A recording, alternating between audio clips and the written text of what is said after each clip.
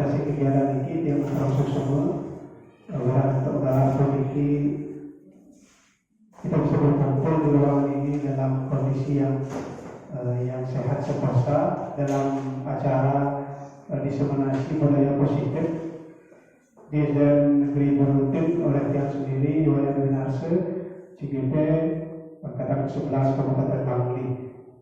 Sebelum kita mulai acara ini, mari kita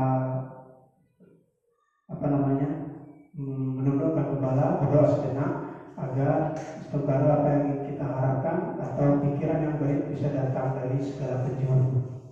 Untuk doa, saya izin untuk memimpin doa Bapak Ibu sekalian. Mari kita ambil posisi terbaik. Berdoa menurut agama dan keyakinan masing-masing. Berdoa mulai.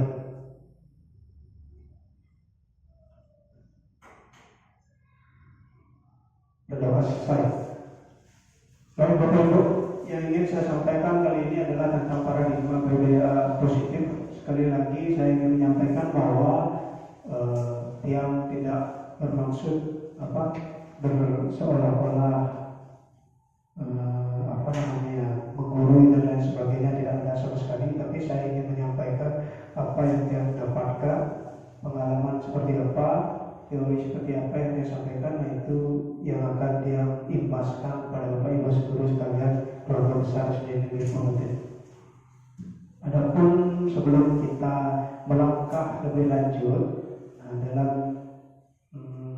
dalam stigma atau paradigma Purwodeka ini ada baiknya ketika awal sebelum mulai diseminasi kegiatan seminar, alangkah baiknya kita membuat yang namanya kesepakatan di antara Bapak, Ibu, dan tiang sendiri sebagai dalam hal ini narasumber untuk proses berjalannya ke depannya maunya seperti apa. Contoh misalnya kesepakatan dalam diseminasi yang pertama adalah menghargai yang berbicara, kemudian menjadi pendengar yang baik.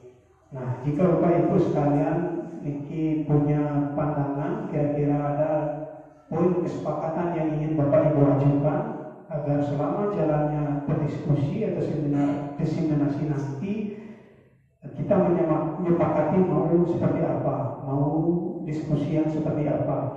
Nah, Bapak Ibu bisa menyampaikan kira-kira kesepakatan seperti apa yang ingin Bapak Ibu ajukan. Saya persilakan kalau memang ada yang ingin ajukan. Kalau dari saya ada dua, menghargai, kemudian menjadi pendengar. Kalau Bapak Ibu ingin mengajukan sebuah kesepakatan, boleh. Ini juga sebenarnya bisa digunakan di dalam kelas. Jadi kita dan bersama siswa itu menyepakati sesuatu, sehingga ketika di depannya jalan pembelajaran diharapkan siswa tidak melanggar hal yang dia sepakati, itu maksudnya. Sama dengan ini, kita sepakat melakukan sesuatu, nanti ke depannya kita harus melakukan apa yang sudah kita sepakati. Dimana kira-kira ada tambahan? Yang pertama menghargai, yang kedua menjadi pendengar. Ada tambahan kesepakatan apa yang kira-kira perlu kita bentuk lagi? Ada Pak Su? Sudah sepakat. Memperhatikan, menghargai, ada lagi? Itu saja. Mungkin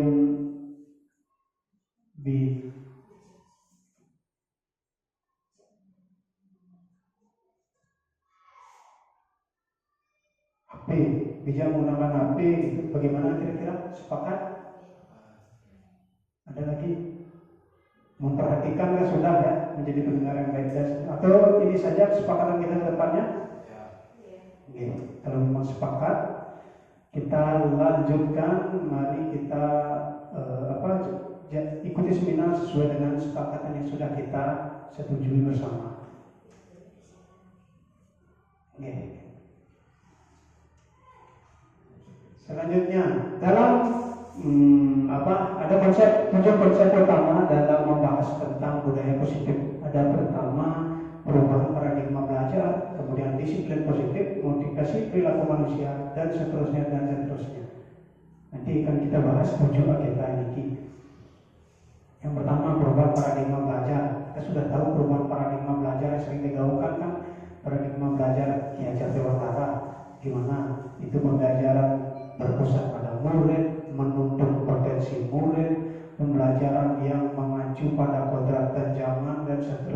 seterusnya. Nah, itulah paradigma pembelajaran menurut Ki Hajar Dewantara.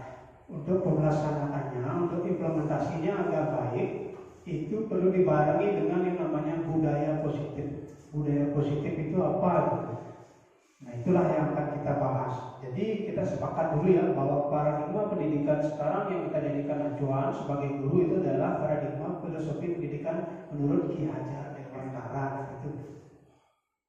Selanjutnya, disiplin positif itu apa? Disiplin positif itu merupakan kemampuan memerintah diri sendiri dalam mengontrol dan menguasai diri sendiri untuk memilih tindakan yang mengacu pada nilai-nilai kita hargai dengan penuh tanggung jawab dan tanpa perintah orang lain.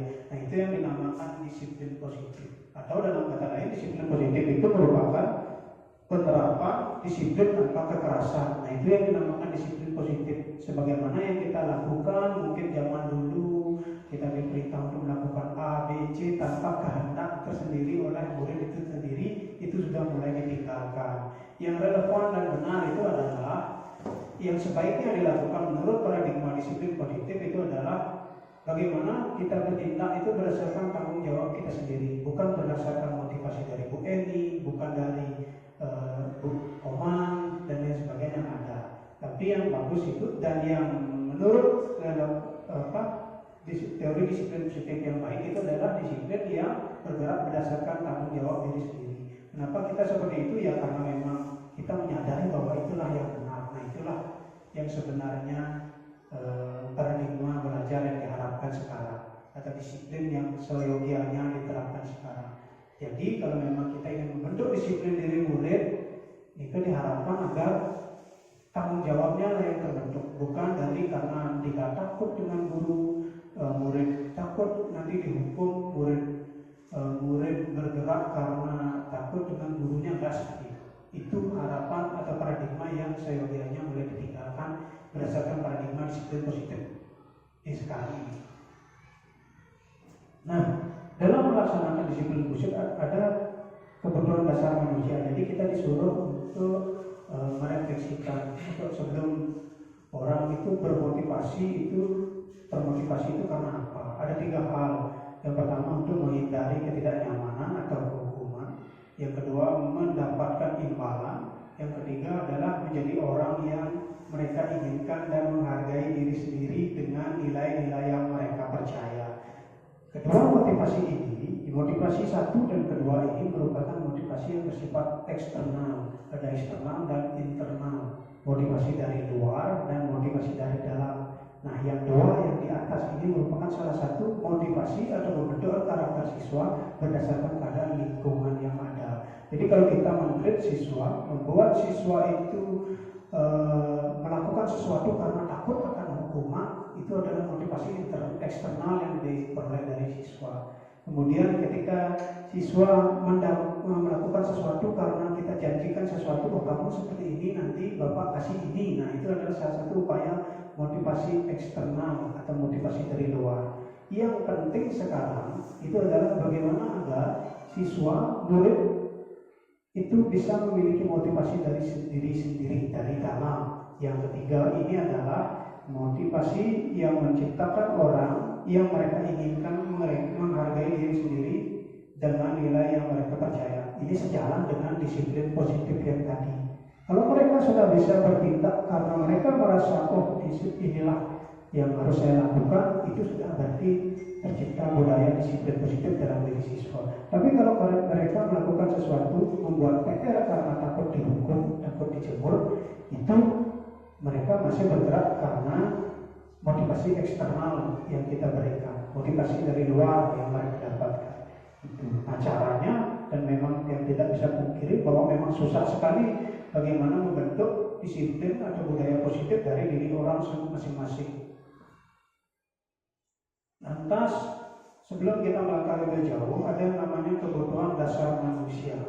Dalam menerapkan budaya positif ada hal yang harus kita sadari, bahwa manusia itu punya 5 kebutuhan dasar. Yang pertama, bertahan hidup, penguasaan, kasih sayang, kebebasan, dan kesenangan. Kita harus sadar bahwa setiap hal yang murid lakukan itu pasti ada memiliki latar belakangnya masing-masing. Contoh misalnya, ketika kita menemukan misalnya murid yang nakal, bisa saja komponen bertahan hidupnya yang belum terpenuhi. Komponen bertahan hidup seperti apa? Makan kurang misalnya, gizi kurang. Nah itu bisa dinyatakan bahwa komponen bertahan hidup dia, seorang murid tersebut masih belum terpenuhi, sehingga kadang dia melakukan tindak atau perilaku yang menyimpang. Kemudian penguasaan, misalnya kadang siswa itu tiba-tiba pengen saja dilulukan oleh orang lain, oleh teman-temannya. Nah itu adalah ya memang manusiawi, memang setiap orang itu pengen yang namanya sebuah kekuasaan atau pengen menonjol gitu istilahnya. Nah itu yang mungkin terpenuhi, belum terpenuhi. Ada juga misalnya kasih sayang, ada yang belum terpenuhi. Kadang bisa menemukan murid yang minim kasih sayang dari orang tua, sehingga kadang di sekolah caper saja, pengen diperhatikan oleh guru saja. Nah itu bisa saja mungkin kasih sayangnya yang belum terpenuhi. Maka sahabat Bapak Ibu, jadi kita berpikir bahwa setiap tindakan siswa itu pasti dilatar belakangi karena sesuatu. Demikian halnya kita sendiri, kadang kita sampai sekolah tetap bersama handphone, mungkin di rumah abang bunyi kan gitu, pasti itu. Dan siswa juga seperti itu, murid juga seperti itu. Jadi diharapkan ketika kita sudah paham teori ini, diharapkan ketika kita melihat siswa yang menyimpang itu lantanganlah sedikit pasangi untuk melihat mungkin di rumahnya ini, mungkin seperti ini. Jadi jangan dijustifikasi langsung kamu seperti ini, salah kamu seperti ini. Kita coba berpikir lebih jauh kepada. Akhirnya ada yang namanya posisi kontrol guru. Apa itu posisi kontrol guru? Guru ini punya 5 peran Bapak Ibu. Ada sebagai penghukum, sebagai pembuat rasa bersalah, sebagai teman, sebagai pemantau, dan sebagai manajer. Sebagai penghukum kan kita tahu sendiri, kalau misalnya siswa tidak bisa buat PR, oh kamu tidak buat PR, silakan hari ini bukan kelas. Nah itu adalah posisi kita sebagai penghukum. Kalau pembuat rasa bersalah, misalnya ada siswa yang tidak buat PR, kita sampaikan, kamu itu tidak bisa buat, kamu kenapa tidak buat PR, sing ke dalam aja bapak. Nah itu merupakan salah satu posisi kontrol sebagai membuat rasa bersalah, sehingga siswa berpikir ke dalam bapak gitu. Nah itu membuat rasa bersalah namanya. Kemudian posisi kontrol sebagai teman, kita ajak dia sebagai siswa dengan cara apa misalnya, sebagai agar terlihat sebagai teman. Nah itu juga merupakan salah satu posisi kontrol guru. Sebagai pemantau ya kita lihat kira-kira ini kenapa tidak buat PR, kenapa ini. Nah itulah sebagai posisi pemantau. Nah yang relevan sekarang itu adalah sebagai manajer diharapkan.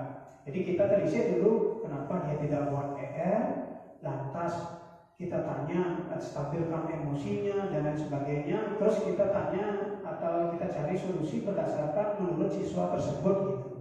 Jadi semata-mata kita tidak bisa menghukum siswa ketika kita tidak buat, dia tidak buat PR, kita tidak langsung boleh menghukum siswa. Oh ini hukumannya gitu. Belum lagi hukumnya tidak relevan, tidak sesuai dengan kesalahan yang dia buat, semakin tidak baik bagi kita gitu.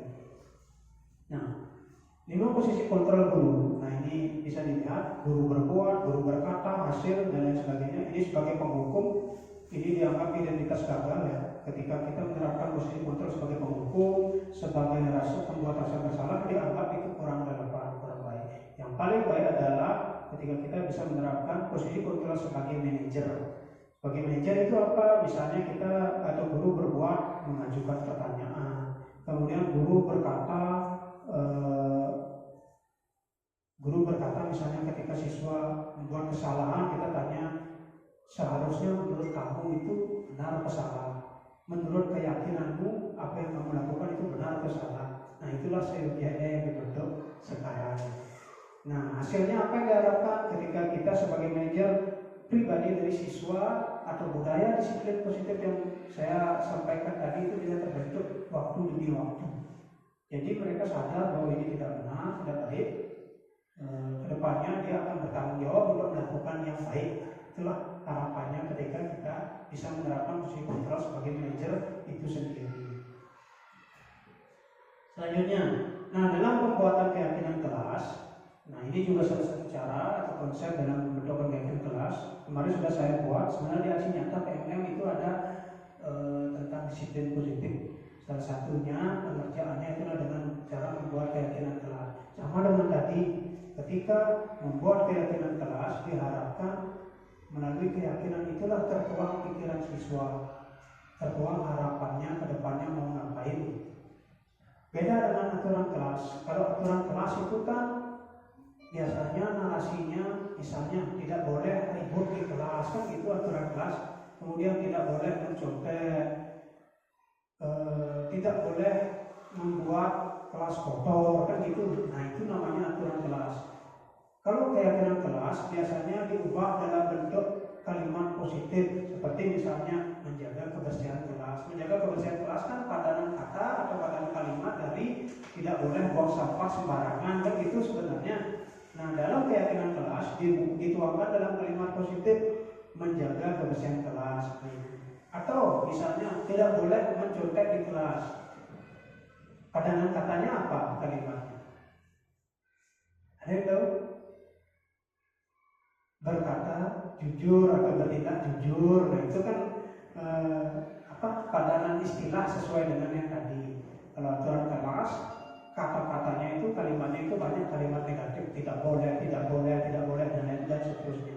Kalau menurut disiplin positif, dicari kata atau kalimat positif yang bisa menginterpretasikan kalimat tersebut. Contoh, tidak boleh lain-lain saat pembelajaran. Padanan katanya, padanan kalimatnya adalah mendengarkan guru saat pembelajaran. Atau misalnya di sini tidak boleh lari-lari di depan kelas gitu. Jangan kita sampaikan tidak boleh lari-lari di depan kelas, atau kita buatlah berjalanlah dengan baik di depan kelas gitu. Jadi kata-kata tidak itu diminimalisir sebisa mungkin untuk upaya kita sebagai pembentukan budaya atau disiplin positif pada murid, itu maksudnya. Ya selanjutnya, nah ini Eri bertanya kemarin bagian, kalau muridnya seperti ini, aku menurut Wayan hukumannya yang baik ya gitu katanya. Sebenarnya dia juga kurang tahu, tapi dia berdasarkan teori ini kita biar rasanya bisa mencari solusi bersama-sama. Misalnya ada 3 tahapan segitiga restitusi. Nah dalam tahapan itu yang pertama adalah menstabilkan identitas, validasi tindakan yang salah, dan yang terakhir adalah menanyakan keyakinan. Anggaplah misalnya siswa berkelahi, misalnya siapa berkelahi di depan. Itu kita tidak semata-mata bisa langsung berikan hukuman dan lain sebagainya. Apalagi hukuman itu kan sudah dikurangi atau bisa diharapkan tidak berlaku lagi di zaman sekarang. Yang pertama tahapan yang kita lakukan adalah menstabilkan identitas. Caranya seperti apa? Ya kita ajak yang bersangkutan ngobrol dulu.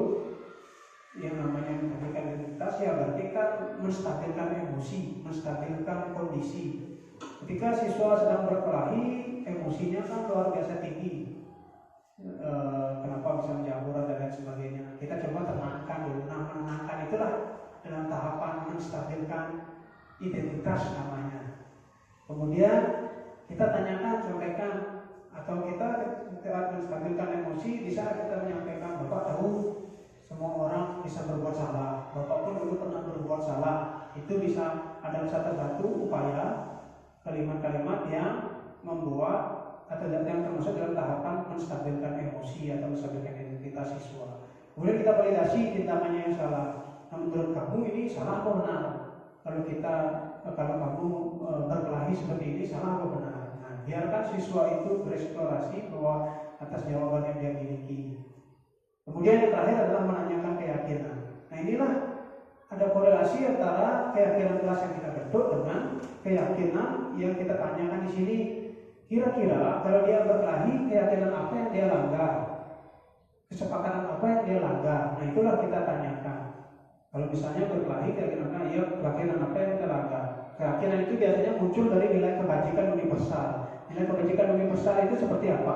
Tanggung jawab, menghargai, kemudian menghormati orang lain, disiplin. Itu kebajikan atau keyakinan universal yang baik-baik, pokoknya pasti kebajikan universal.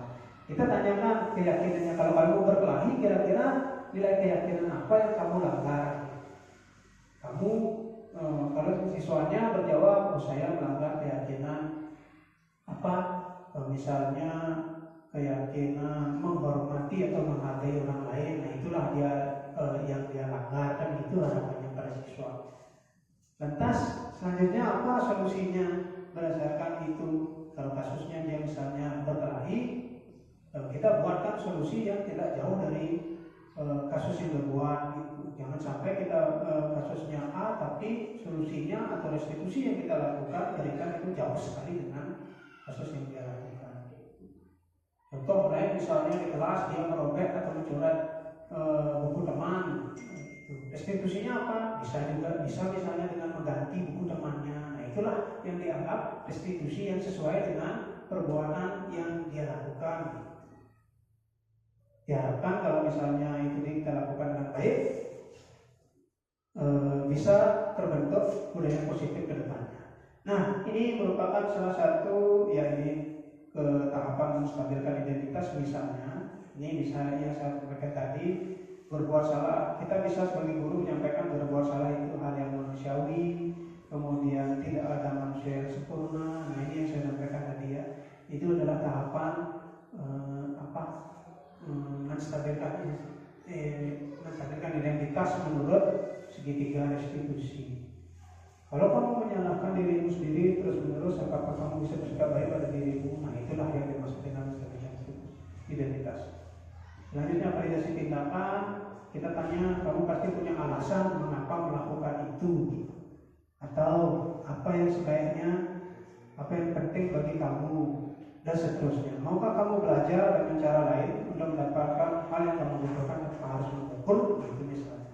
Itu tahapan tentang validasi tindakan yang salah. Berarti kita sebenarnya adalah ingin menyampaikan bahwa apa yang dia lakukan itu salah. Tapi tidak semerta-merta kita langsung kamu ini salah gitu kan. Kita buat dia berpikir bahwa dia itu salah.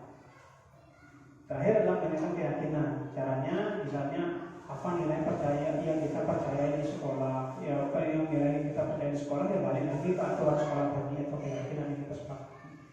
Nilai apa yang telah kita sepakati, kelas yang ideal itu seperti apa menurut kamu, itu harapan kamu ke depannya seperti apa kalau kamu perilaku seperti ini. Nah, itulah tahapan-tahapan dari segitiga restitusi. Nah, demikian penyampaian saya terkait dengan budaya positif. Kurang lebihnya saya mohon maaf. Jadi kalau Bapak Ibu ada yang ditanyakan, saya berikan waktu. Saya silakan untuk bertanya.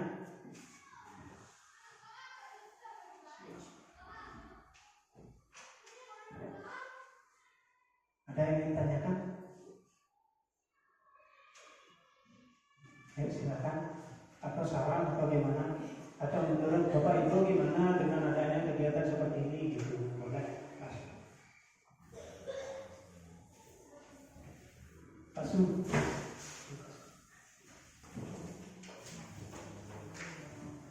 Baik, terima kasih atas waktunya. Baik, di sini saya sangat berterima kasih kepada Bapak Winarsa telah memberi paparan materi mengenai budaya positif. Jadi di mana tadi saya mengikuti mengenai paparan materi budaya positif itu sangat baik, di mana saya sebagai guru itu menjadi lebih banyak memahami intinya dalam menilai murid itu ke hal yang baik atau hal yang buruk. Ya, di mana mungkin baru kali ini saya memahami mengenai disiplin positif ini. Ternyata yang saya pernah menerapkan ke rasa bersalah siswanya itu. Contohnya kemarin mungkin saya di kelas yang lain pernah menanyakan kenapa Anda tidak buat tugas seperti itu. Anda tidak membuat tugas, enggak kasihan sama orang tuanya sudah memberikan kalian bekal atau memasukkan kalian ditugaskan untuk belajar saja di sekolah dan di rumah. Anda tidak petugas. Kan seperti itu saya kemarin terapkan di kelas. Ternyata hal seperti itu dampaknya sangat luas, sangat buruk. Ya, kenapa? Karena murid itu menjadi rasa pembohong. Ya, di mana karena dia kalau sudah saya minta tugasnya, seakan-akan murid itu ada tekanan. Oh, ini harus tugas saya harus kumpul. Nanti kalau tidak kumpul lagi dimarahin oleh guru. Sebenarnya hal seperti itu kan harus dihindari di pembelajaran sekarang. Nah, sehingga dengan adanya sosialisasi ini, jadinya saya tahu oh ternyata yang saya terapkan selama ini ternyata tidak baik terhadap muridnya. Jadi setelah saya mempelajari ini, jadinya saya akan berubah cara paradigma saya untuk siswa tersebut supaya siswa itu menganggap saya itu menjadi kawan maupun menjadi teman, mana tempat keluh siswa maupun teman-temannya bisa saya adaptasikan supaya murid itu merasakan lebih nyaman saat saya pembelajaran. Baik, itu sedikit pengalaman atau tambahan dari saya. Jika ada salah kata, saya mohon maaf. Baik, semua. Ya, terima kasih. Pertama coba seperti dengan kayaknya boleh. Ada yang ingin sampaikan? Tadi saya sepakat sebenarnya apa yang disampaikan Pak Sumarto ya. Termasuk saya juga sering melakukannya. Kalau kita saya mencoba mendekati siswa itu agar saya dekat ibarat sebagai teman mereka. Ternyata itu memang masih belum terlalu relevan dan lain sebagainya. Yang harapannya adalah bagaimana membentuk karakter agar siswa itu bisa memiliki pribadi yang mandiri. Bagaimana kurikulum merdeka ini kan itu merdeka itu harapannya adalah ketika mereka bertindak mereka itu tahu dan sadar bahwa mana yang benar dan mana yang baik. Nah, itulah yang dinamakan marwah dari kurikulum merdeka. Demikian halnya diturunkan dalam bentuk budaya positif. Atau budaya positif itu tertuang atau biasanya mengalir yang tadi itu tentang merdeka itu diharapkan ketika siswa bertindak itu berdasarkan tanggung jawabnya diri sendiri. Murid bertindak itu berdasarkan karena dia punya tanggung jawab dan pemahaman terkait benar salah yang baik. Kita sebagai guru kan punya 5 posisi kontrol, ada sebagai teman, pemantau, dan yang terakhir adalah manajer. Nah, nilai-nilai seperti itulah yang kita harapkan. Ya, jadi tidak ada salah dan benarnya, cuma kita kan yang namanya berproses harus mengarah dan menyesuaikan yang relevan seperti ini. Nah, itulah yang kita lakukan. Bagaimana upaya kita mengajar progres atau perbaikan di kita sebagai guru di dunia pendidikan ini. Salah satunya adalah menciptakan budaya dan disiplin positif di lingkungan sekolah. Untuk menjadi budaya itu yang pertama mulai dari skop kecil budayanya dari sekolah, dari lingkungan kelas dulu. Atau pertama kan lingkungan diri sendiri dulu, baru kelas. Setelah mulai dari kelas, keyakinan itu berbaurlah ke dalam lingkungan sekolah sehingga bisa menjadi budaya yang namanya budaya positif di sekolah, khususnya di SD Negeri Pondok. Ada yang mau menyampaikan sesuatu terkait refleksi misalnya dan lain sebagainya tentang kegiatan kali ini? Ada Bapak Ibu masukankah atau gimana? Perasaan boleh, peristiwanya seperti apa? Sama seperti kita mengajar kan kita nanya kesimpulan pelajaran hari ini apa, gimana? Nah itu dalam kegiatan diseminasi ini juga penting ditanya perasaannya apa, gimana gitu. Ayo siapa yang mau beli dari mau? Belum beli gimana? Cuma sekedar berbagi pengalaman berupa permasalahan di kelas. Nah, ketika ada beberapa siswa karena keseringan ketika diberikan tugas selalu sudah tidak bisa menyelesaikan tugas tersebut. Akhirnya karena selalu itu saja siswanya yang bermasalah dengan tugasnya, yang tidak bisa menyelesaikan tugasnya, akhirnya saya sebagai guru merasa dicuekin, dan saya pun karena manusia, apakah benar tindakan saya ikut mencuekin siswa tersebut? Oke, terima kasih. Ya baik, terima kasih luar biasa tepuk tangan untuk Pak Heri. Ini pertanyaan ya saya. Jadi menurut Pak Heri, ketika ada misalnya siswa kasusnya seperti tadi buat PR, nggak pernah buat PR, tapi ujung-ujungnya kita sendiri merasa dicueki sebagai guru. Gitu. Kalau menurut perspektif saya, kita pikir terlepas dari upaya-upaya yang sudah kita lakukan, memang kita sebaiknya memiliki emosi yang lebih panjang sedikit terhadap siswa, terutama apalagi kan siswa, ya kita tahu lah kadang memang bicaranya ngawur, sikapnya ngawur dan lain sebagainya. Gitu.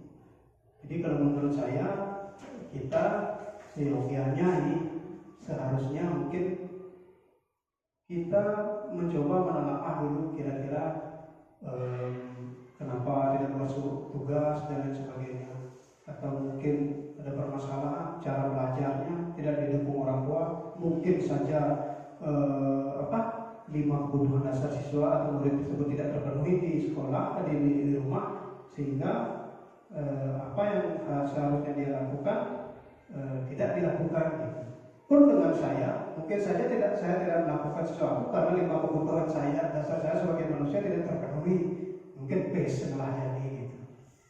Nah itu mungkin bisa kita lakukan, bisa kita miliki. Jadi pemikiran terbuka seperti itulah yang kita sebenarnya harapkan. Jadi kita tidak menasbihkan atau tidak menjustifikasi apa yang si A lakukan itu salah, apa yang si B lakukan itu benar. Saya tidak menyalahkan Pak Heri itu enggak. Mungkin saja seperti saya sampaikan tadi, kenapa Pak Heri sendiri itu punya pandangan tersendiri gitu. Itu yang ingin saya sampaikan. Jadi Pak Heri mungkin bisa berefleksi atau dari segitiga restitusi yang saya sampaikan tadi, ketika ada kasus seperti itu, mungkin Pak Heri bisa tampilkan komisi siswa, kemudian mengidentifikasi siswa itu seperti apa, baru yang terakhir adalah menanyakan keyakinannya. Kira-kira mungkin itu yang bisa saya sampaikan, solusi yang bisa saya berikan. Tanyakan dulu sebelum kita mengambil keputusan atas kita memberikan restitusi seperti apa, baiknya kita dalami dulu bagaimana siswa tersebut. Demikian, ada yang ingin ditanyakan lagi atau sudah cukup rasanya? Cukup ya? Saya mendengar suara saya cukup. Jadi kalau memang cukup ya, mari kita cukupkan sampai di sini. Terima kasih atas perhatian Bapak Ibu, yang mengucapkan apresiasi setinggi-tingginya karena Bapak Ibu sudah hadir dan mendengarkan diseminasi yang kecil-kecilan ini. Akhir kata, mohon maaf jika dalam apa yang saya sampaikan ini salah dan kurang berkenan di hati Bapak Ibu. Untuk terakhir, mari kita tutup di seminar ini dengan doa bersama kembali. Karena kita mulai dengan doa, izin untuk memimpin doa, mari kita berdoa bersama-sama. Berdoa menurut agama dan keyakinan masing-masing, berdoa mulai.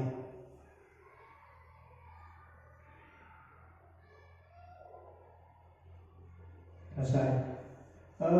Demikian seminar kali ini, karena tadi dimulai dengan salam, mari kita tutup dengan Parama Santi. Om Santi Santi Santi Om.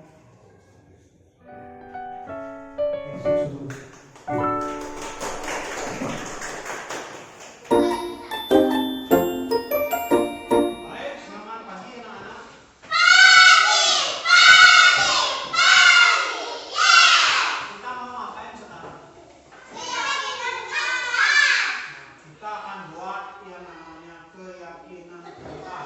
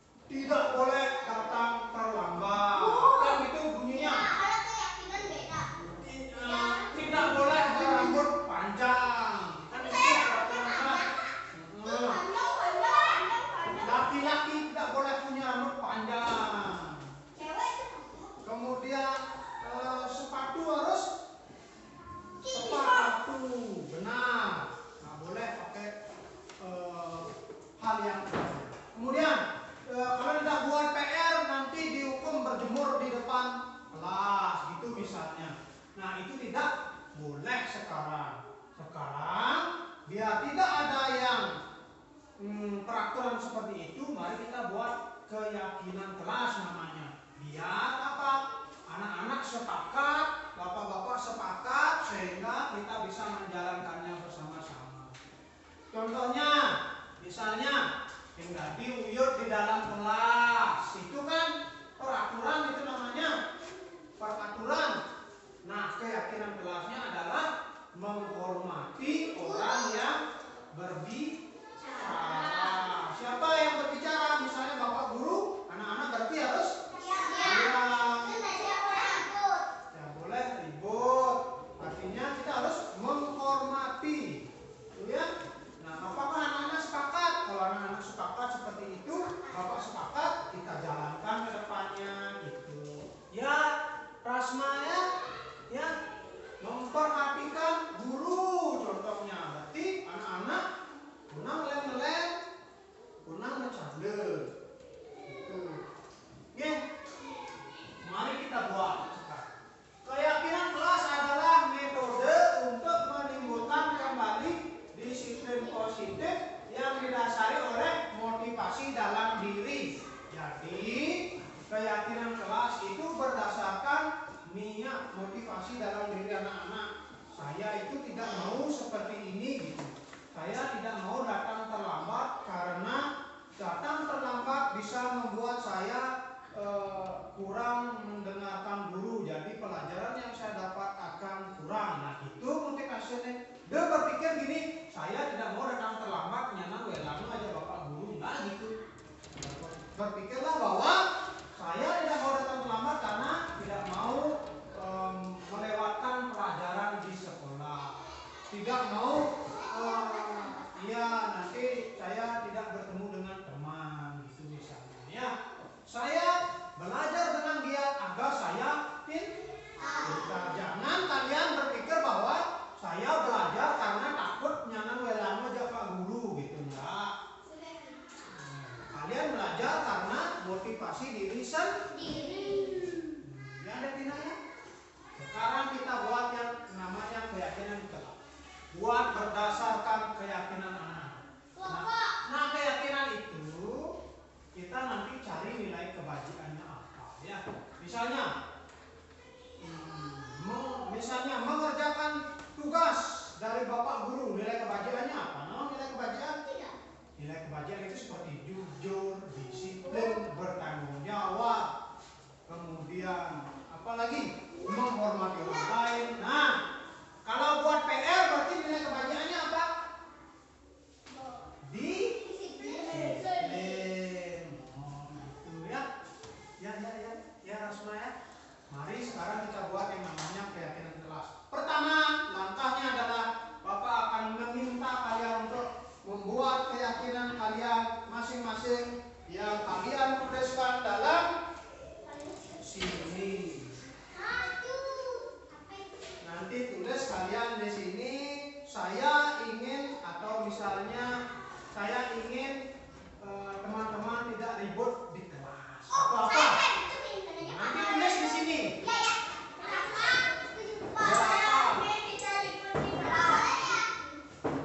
Berapa yang kalian ingin buat? Silakan.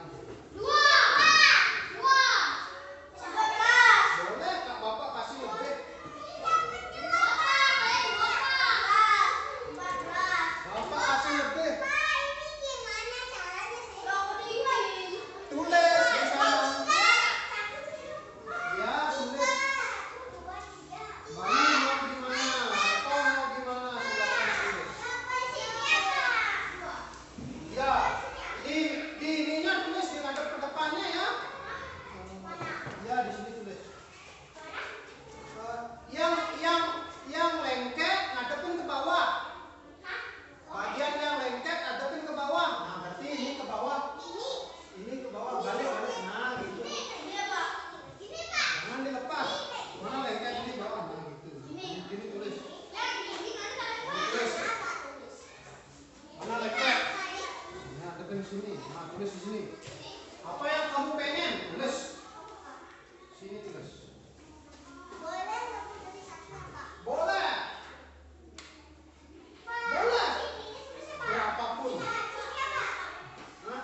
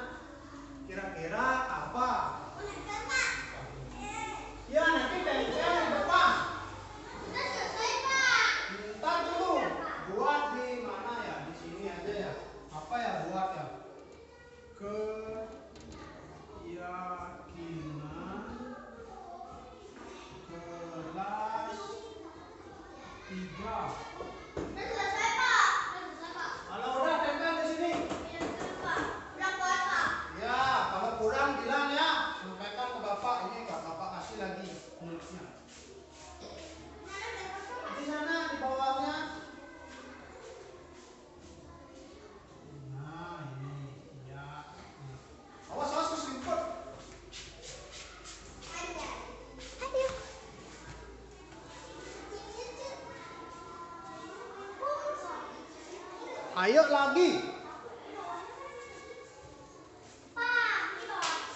Boleh, kalau mau ini kertas lagi boleh biar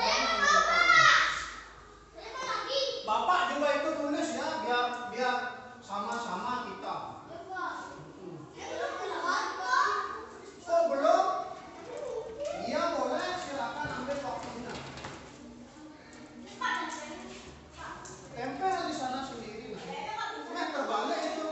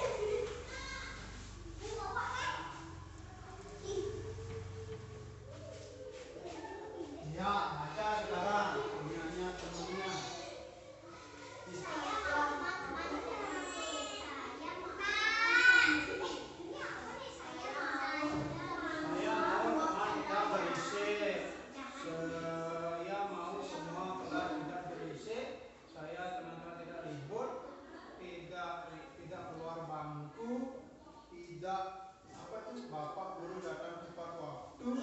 Saya ingin teman-teman tidak bertengkar. Saya mau apa di sini boleh dan saya mau tidak berisik sama dengan tidak ribut.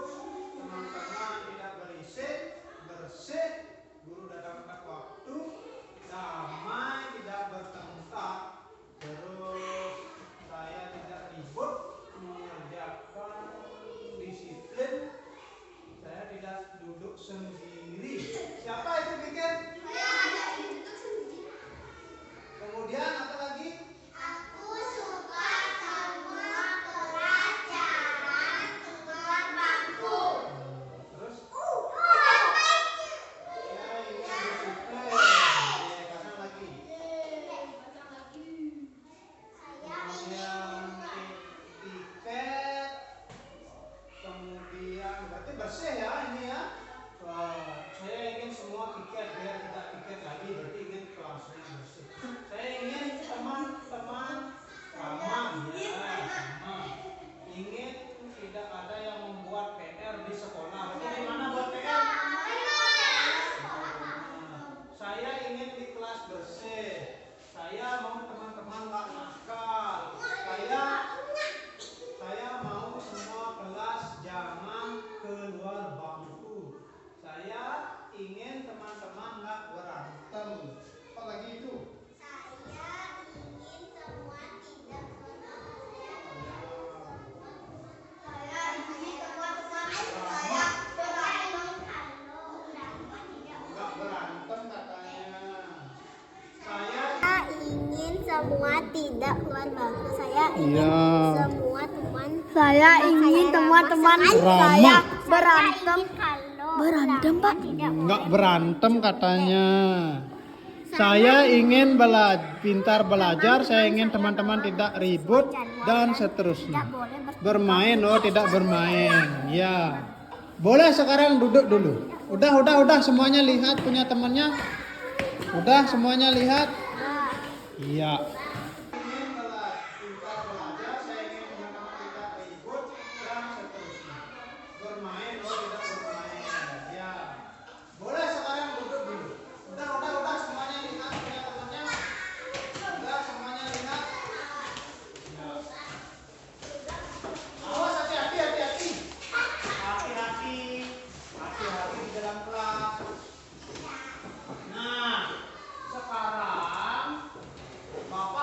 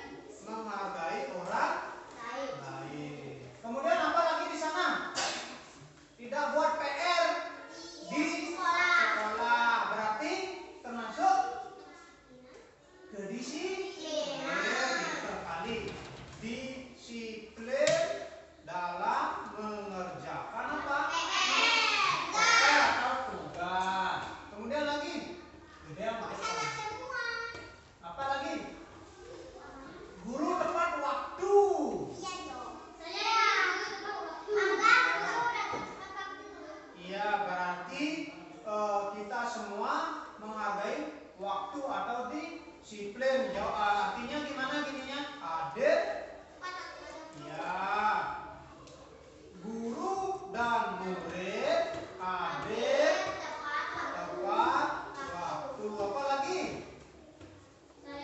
Yang tadi di sini yang kalian ingat apa yang belum tertulis di sana? Tidak boleh ribut di kelas. Tidak boleh ribut di kelas sudah termasuk pada menghargai orang lain. Kalau kalian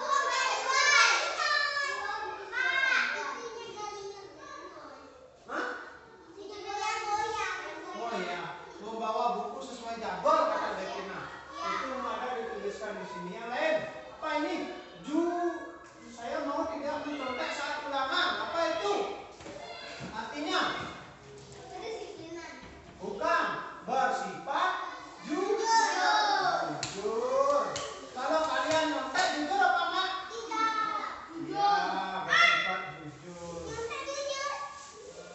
Nyontek itu termasuk ketidakjujuran. Bersifat jujur dalam mengerjakan tugas. Ada lagi yang belum?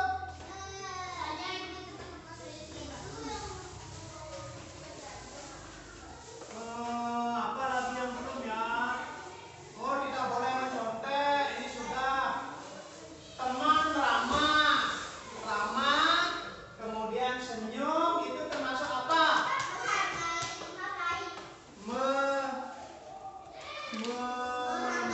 Menerapkan senyum, salam, dan sapa. Nah, kalau ada teman, senyumin. Kalau ada bapak guru lewat, senyumin. Gitu Pak. Gitu. Ya, Pak guru nepuin kalian masih lewat kemana Feby? Gitu. Oh ya, berarti kita harus saling menghormati. Nggih, Rasma. Sampun sibuk pendidik nggih. Pertama sudah isi menghargai orang lain. Berarti kalau ada yang berbicara perhatikan. Ya, kalau mau berbicara Bapak yang memperhatikan. Mengerti? Kalau Windy mau berbicara Bapak memperhatikan Windy ngomong. Kalau Bapak ngomong Windy memperhatikan Bapak ngomong. Kalau Rasma mau ngomong boleh ngomong di depan. Gimana itu Rasma main-main? Ya. Harusnya gimana? Bermainlah pada saat jam istirahat. Ya Bayu. Siap Bayu? Sepakat? Sepakat. Semuanya sepakat. Yes, sekarang kita akan buatkan keyakinan ini dalam bentuk poster.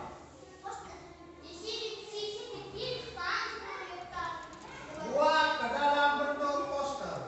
Dan ini ya. Nah, kita jadikan nanti poster. Di sini mungkin, bukan di sini, bukan. Wah, di mana itu? Ya, gimana? Di buku bahasa Inggrisnya ada pemain orang belakang, apa?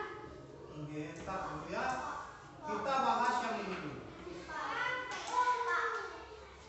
Nah, ini keyakinan kelas 3 waktu tahun lalu. Menjaga kebersihan, mendengarkan guru, jujur, aktif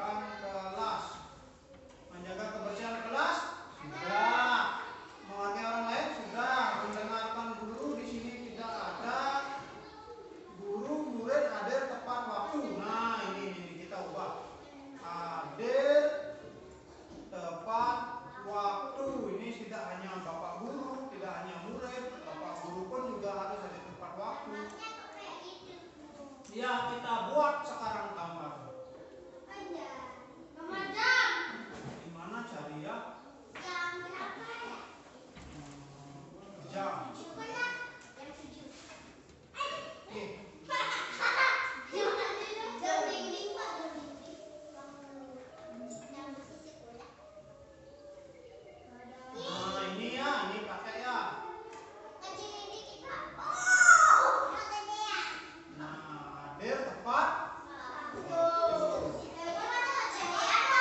Hah? Kegedean.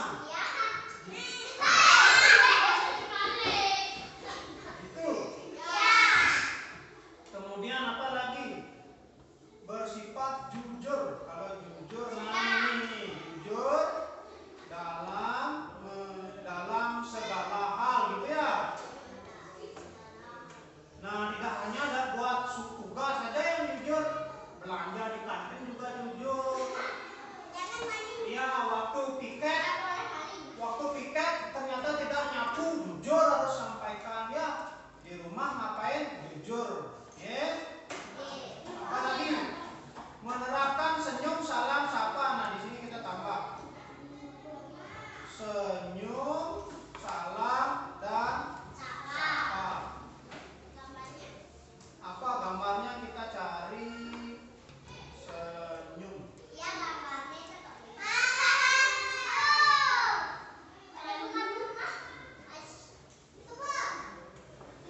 Yang mana? Ini ya? Segitu ya?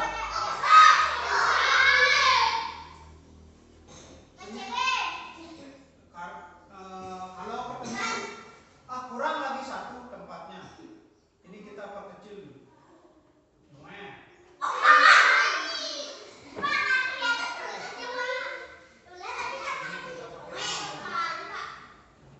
Ye, kok hilang?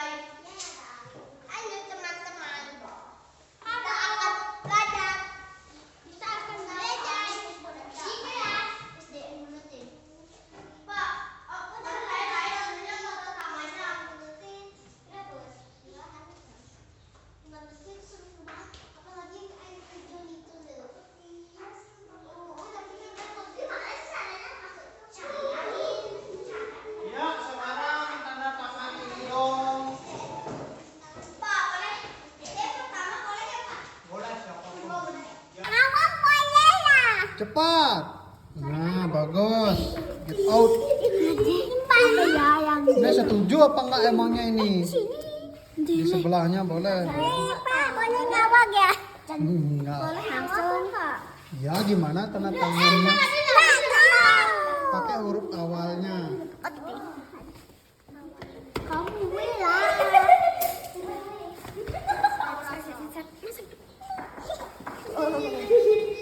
Gimana itu?